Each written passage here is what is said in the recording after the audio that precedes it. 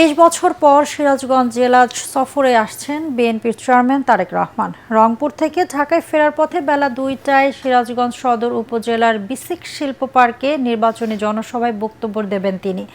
এই মঞ্চে সিরাজগঞ্জ ও পাবনা জেলার সব সংসদীয় আসনের দলীয় প্রার্থীদের পরিচয় করিয়ে দেবেন তারেক রহমান।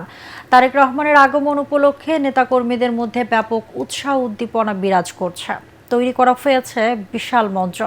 সিরাজগঞ্জের ৬টি আসনের নির্বাচন পরিচালনা কমিটির প্রধান সমন্বয়ক ও জেলা বিএনপির সাধারণ সম্পাদক সাইদুর রহমান বাচ্চু বলেন, তারেক রহমানের জনসভা সফল করতে ব্যাপক প্রস্তুতি নেওয়া হয়েছে।